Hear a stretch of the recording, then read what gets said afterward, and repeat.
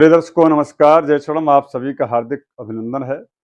दर्शकों, शारदीय नवरात्र के बाद प्रथम बार मैं आप सबसे जुड़ रहा हूं और आज का विषय है आकर्षण और भौतिक सुख देने वाले जो शुक्र हैं, वह अपने मूल त्रिकोण की राशि छोड़ करके मंगल की राशि वृश्चिक राशि में प्रवेश करने जा रहे हैं और 13 तारीख से लेकर के 7 नवंबर तक जो है इसी राशि में रहने वाले हैं। तो इसका प्रभाव आपकी राशि पर क्या होगा, इसे आज समझने का इस कार्यक्रम में प्रयास करेंगे। दर्शकों में आगे बढ़े उसके पहले एक छोटा सा मेरा आग्रह है, यदि आप नए दर्शक हो तो सब्सक्राइब कर लीजिएगा और इस वीडियो को शेयर कर दीजिएगा। दर्शकों, सर्वप्रथम आपको यह समझना होगा कि शुक्र क्या है। शुक्र भौतिक सुख, शुक्र वाहन, घर, प्रॉपर्टी, अचल संपत्ति, इसके ये कारक ग्रह हैं। शुक्र सदैव एक के बाद एक जो है नए अवसर को देने वाले भी ग्रह हैं। शुक्र को सुख का कारक ग्रह माना गया और वो सुख आपके जीवन से जुड़ा हुआ सुख है। उस सुख का कारक है। जब शुभ होते हैं तो आपको सुख प्रदान करते हैं, आपके मन को बड़ी शांति जो है देते हैं, सुख का अनुभव कराते हैं, जिससे वह व्यक्ति आनंदित होता है। आनंद का भी कारक कह लीजिए कि शुक्र है, किंतु ये क्षणिक सुख है। यह आध्यात्मिक सुख के कारक नहीं है, यह भौतिक सुख के कारक है। यह जो है आध्यात्मिक सुख के कारक नहीं है। आध्यात्मिक सुख और आदि भौतिक जो सुख है उसके कारक ग्रह देवगुरु बृहस्पति हैं। दोनों में यही अंतर है, किंतु दोनों ही देवगुरु बृहस्पति जहां धन और आध्यात्मिक सुख के कारक हैं, वहीं पर शुक्र ये आपके जीवन से जुड़ा हुआ जो सांसारिक जो सुख है, उन समस्त सुखों से जुड़ाव शुक्र का रहता है, यानी उसके कारक है, उसके प्रतीक है। कौन व्यक्ति नहीं चाहता है कि मैं सुखी रहूं? हर व्यक्ति चाहता है।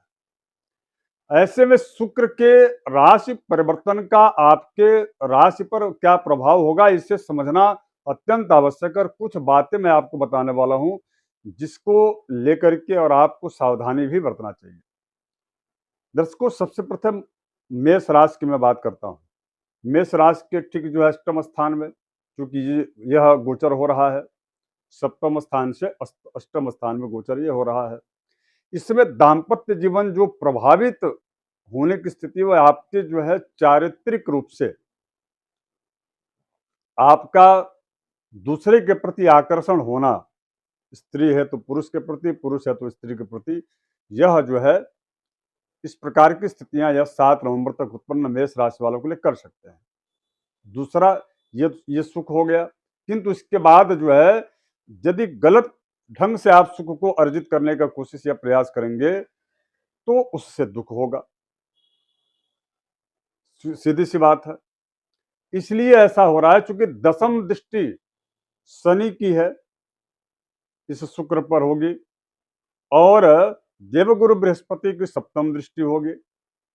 मैं ये नहीं कह रहा हूं कि आप बहुत ज्यादा उसके प्रति जो है आकर्षित हो जाएंगे या अत्यधिक दलदल में या बहुत सारी चीजों में आप फंस जाएंगे, उलझ जाएंगे, ऐसा नहीं है। क्योंकि देवगुरु बृहस्पति आपको सपोर्ट करेंगे, किंतु राहु की भी दृष्टि है, उससे भय है। इसलिए मेष राशि वालों को थोड़ी सी इस विषय को लेकर के बहुत ही सचेत रहने की आवश्यकता होगी, विशेष करके वासनात्मक जो है आकर्षण को लेकर के। और यदि आपका परिवार सुखी है और यदि तो आप भी सुखी हैं, तो इसका जरूर मेष राशि वाले ध्यान रखें। बाकी इसके अतिरिक्त आपका व्यापार अच्छा चलेगा। आपके अन्य जो भी कार्य हैं वो कार्यों में किसी प्रकार से कोई ऐसा दिक्कत नहीं होगी, बल्कि विदेशी संस्थानों से यह शुक्र आपको लाभ भी दिला सकते हैं, लेकिन गलत ढंग से वो लाभ आप मत लेने की कोशिश कीजिएगा, इसका जरूर ध्यान रखिएगा। अब हम बात करें यदि वृष राशि की, तो वृष राशि वालों के ठीक सप्तम में यह गोचर यह होने वाला है।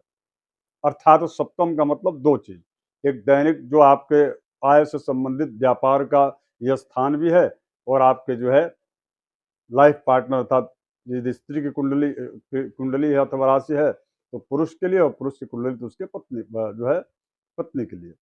तो इस प्रकार की स्थितियां जो है यह दाम्पत्य जीवन को लेकर के अथवा आपके जो है पार्टनरशिप की जो व्यापार है उसको लेकर के यह उस स्थान पर यह गोचर हो रहा है, अर्थात यह उस स्थान के लिए सुखप्रद, क्योंकि सुख से सुख भाव भी है।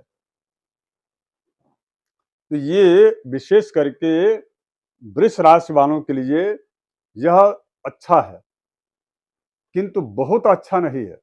इसलिए क्योंकि ये मंगल की राशि भी है, और जहां तक मैं फिर आपसे कह रहा हूं कि इन पर जो है राहु की दृष्टि भी है, अर्थात भ्रमित होना अथवा किसी के प्रति गलतफहमियां आपके अंदर आ जाना, अथवा आपके अंदर दूसरे के प्रति गलतफहमी का आ जाना, या आपके प्रति दूसरों के मन में गलतफहमी का हो जाना, इसके वजह से कलह और आपको कई बार विरोध भी झेलना पड़ सकता है इन 7 नवंबर के बीच में। तो इसका अत्यधिक आपको ध्यान रखना चाहिए, विशेष करके वो जो व्यापार से जुड़े हुए हैं या पार्टनरशिप में है और आपस में उनके जो है किसी पार्टनर के बीच में विवाद की स्थिति उत्पन्न हो गई, जिसकी वजह से तीसरा कोई शक्ति या तीसरा कोई व्यक्ति लाभ ना उठा ले इसका। और यही ठीक जो है पति पत्नी के मध्य भी, यदि आप अविवाहित हैं तो मित्र और आपके जो है पार्टनर के मध्य भी इस प्रकार की स्थिति उत्पन्न होती है, तो इसका बहुत ध्यान रखने की आवश्यकता है। बाकी इसके अतिरिक्त यह शुक्र का गोचर, मैं ये कह सकता हूँ कि वृष राशि वाले, चूंकि आपके राशि के स्वामी राशि भी हैं शुक्र, तो बहुत ज्यादा खराब नहीं है। लेकिन थोड़ी सी जो है आपको यदि सावधानियां बरते तो आपका और अच्छा हो सकता है। बात करूं यदि मिथुन राशि का, तो मिथुन राशि के ठीक ये 6ठे स्थान में जो ऋण का, रोग का, शत्रु का जो कारक भाव है, देखिए बहुत सारी स्थितियां ऐसी होती हैं, यदि यदि सुख है तो वहीं पर दुख भी है, और सुख के कारक ग्रह यदि शुक्र इस स्थान पर गोचर कर रहे हैं आपके 6ठे स्थान में, रोग और ऋण और इसके अलावा शत्रु, इन तीनों का अगर यदि शुक्र आपकी कुंडली में शुभ है अथवा शुक्र की विंशोत्तरी में महादशा शुभ चल रही है, तब तो आपको इन तीनों से निजात मिलेगा। यदि आप ऋण लेते भी हैं तो व्यापार को बढ़ाने के लिए लेंगे, उसमें आपको बहुत सफलता प्राप्त होगी। इसके अतिरिक्त अनावश्यक रूप से भी भूल करके आप किसी दूसरे के विवादों में न पड़ेंगे। 7 नवंबर तक विशेष रूप से इसका ध्यान रखिएगा, क्योंकि ऐसा होने से हो सकता है कि आप जो है अनावश्यक रूप से आप किसी विवादों में उलझ जाएं, और इससे आपका व्यापार और आपका की जो दिनचर्या है वो प्रभावित होना शुरू हो जाए, जिसकी वजह से रोग की वृद्धि होगी और अर्थ का क्षय यानी कि नुकसान आर्थिक होगा। तो इससे आपको मिथुन राशि वालों को बचने की आवश्यकता रहेगी।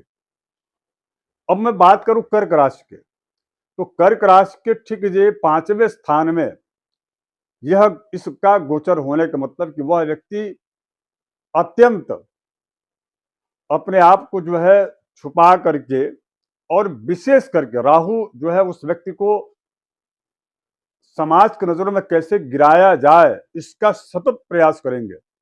इसलिए आप जो है विशेष रूप से चारित्रिक दृष्टिकोण से, चाहे स्त्री हो अथवा पुरुष हो, उनको बहुत ज्यादा ध्यान रखने की आवश्यकता है। दूसरा, किसी भी, क्योंकि शुक्र स्त्री के भी कारक हैं, तो किसी भी स्त्री के द्वारा आपको जो है दोषारोपित किया जा सकता है, तो इसका भी आपको बहुत ज्यादा ध्यान रखना चाहिए, सचेत भी रहना चाहिए।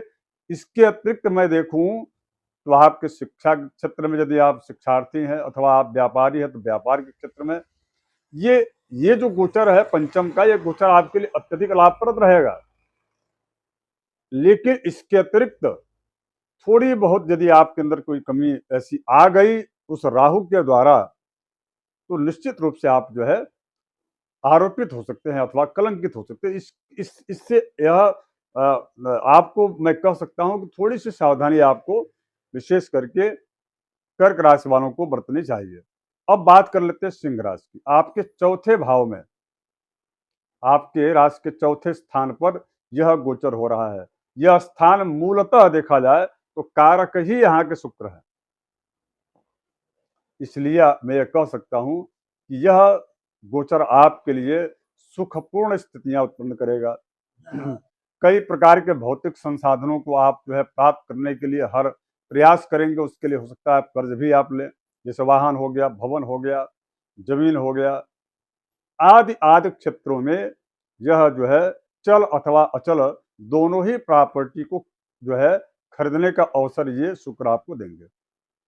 और ये जो शुक्र है वो आपके लिए अत्यधिक जो है फलदायी सिद्ध होंगे, या यूं कह लिया जाए कि ये आपके एक के बाद एक जो है सफलता देने वाला यह गोचर साबित होगा। मंगल की राशि है, केवल मात्र ये चतुर्थ भाव भी है, तो आप इसका जरूर ध्यान रखिएगा। माता पिता और आपके बीच संबंध अच्छे होने चाहिए। क्रोध पर आपको काबू रखना चाहिए, ये अत्यधिक आवश्यक है। अब बात करूं मैं यदि कन्या राशि के, तो आपके तीसरे स्थान में गोचर बन रहा है। आपसे जो छोटे जो भाई हैं, बहन हैं, अथवा आपके जो कनिष्ठ कर्मचारी अधिकारी या जो भी आपके अधीनस्थ जो कार्य करने वाले जो लोग हैं, उनका आपके प्रति थोड़ी सी जो है देखने की आपके प्रति नजरिया उनकी जो है चेंज हो जाएगी। या यूं कह लीजिए कि आप इतना उत्तेजना और इतने उत्तेजक होकर के आप वार्ता करना शुरू कर देंगे, अथवा हर कार्य में केवल मात्र आपके अंदर जो है स्वार्थ की भावना आ जाएगी, केवल मुझे लाभ ही चाहिए, जिसकी वजह से आपके प्रति भावनात्मक जो सोच या झुकाव या रुझान आपके प्रति होना चाहिए, वो आपसे छोटे लोगों का आपके प्रति नहीं रहेगा, अर्थात उनका आपके आपके प्रति कोई आदर भाव नहीं रहेगा, जिसकी वजह से थोड़ी सी और आपके अंदर क्रोध आ सकता है, आवेश की स्थितियां उत्पन्न हो सकती हैं, और अंततः यह मानसिक स्थिति को भी प्रभावित करता है। तो थोड़ी बहुत इन समयों में अर्थात 7 नवंबर तक आपको उदारता और साथ ही साथ में थोड़ी सी वाणी पर आपको संयम बरतना चाहिए। इतना ही यदि आप कर लेते हैं तो निश्चित रूप से जो है कन्या राशि वालों के लिए यह गोचर अत्यधिक लाभ की स्थिति उत्पन्न करेंगे। इसलिए लाभ की स्थिति उत्पन्न करेंगे क्योंकि जो है आपके तीसरे भाव में जो शुक्र बैठे हैं, उन शुक्र पर देवगुरु बृहस्पति की दृष्टि है, अमृत की दृष्टि है, तो आपके धन आय को में वृद्धि करने वाले हैं। राहु की दृष्टि है, जो कि आपको इस प्रकार के क्रूर स्वभाव आपके अंदर जो डेवलप करने की स्थिति जो उत्पन्न कर रहे हैं, उनको आप वहीं पर ब्रेक लगा दीजिए, उसको न होने दीजिए। शनि की दृष्टि चूंकि आपकी राशि पर पड़ रही, तो शनि और शुक्र परस्पर में मित्र भी ग्रह हैं, तो वह एक दूसरे के सपोर्टिव ग्रह हैं। तो ये स्थिति जो है कन्या राशि वालों के लिए अत्यधिक लाभ की स्थिति उत्पन्न कराएंगे। बात करूं मैं अब तुला राशि की, जिस राशि को छोड़ करके, यानी कि यह तुला राशि को छोड़ करके शुक्र वृश्चिक राशि में प्रवेश किया है, तो तुला राशि वाले जो भी दर्शक हैं, उनके खान पान को लेकर के एक के बाद एक उनकी रुचि बढ़ेगी, और उसकी वजह से भी आपके स्वास्थ्य को थोड़ा सा प्रभावित कर सकते हैं शुक्र। जब जिह्वा पर जब स्वाद का आस्वादन एक के बाद एक नया आप उसके लिए प्रयास करेंगे, या कहीं घूमने फिरने अथवा अत्यधिक जो है यात्राओं का दौर आप स्वयं निर्माण उसका करेंगे, तो उससे खर्च भी होंगे। तो आर्थिक और साथ ही साथ में अपव्यय की स्थितियां उत्पन्न करेंगे, इसका जरूर आपको ध्यान रखना चाहिए। और साथ ही साथ दूसरा यदि मैं कहूँ भावनात्मक, तो कुटुंबी जनों के बीच और आपके बीच थोड़ी सी वैचारिक मतभेद भी यह शुक्र दे सकते हैं। इसलिए दे सकते हैं कि नहीं, जो मैं कह रहा हूं वही सही है, बाकी आप सभी लोग गलत हैं, इस प्रकार की भावना भी ये शुक्र देंगे। तो इनसे आपको बचने की आवश्यकता है। इसके अतिरिक्त जो आपका पूर्व से व्यापार चल रहा था, अथवा जो आप नौकरी कर रहे हैं, या जो भी आपके आय का माध्यम है, उसमें सतत वृद्धि होगी। यदि आप नए नौकरी के प्रयास में आप यदि रत हैं, तो वह आपको जो है उसमें सफलता मिलेगी। ये द्वितीय स्थान के गोचर का प्रभाव अत्यधिक जो है शुभ कहा जाएगा। बात करूं मैं यदि अब तुला राशि के बाद वो राशि जिस राशि पर यह गोचर हो रहा है, यानी कि वृश्चिक राशि की, तो वृश्चिक राशि वालों के लिए तीन रूप में इसको देखना चाहिए। पहला, धन की स्थिति, आमदनी आपकी ये बढ़ाएंगे शुक्र, भौतिक सुख आपको प्राप्त होगा। लेकिन भौतिक सुख को प्राप्त करने के लिए आपके ऋण भी बढ़ेंगे। व्यापार में आपको लाभ प्राप्त होगा, किंतु आपके अपने जो लोग हैं, जो प्रतिस्पर्धी हैं, उनका आपके बीच टकराव भी ये शुक्र लाएंगे।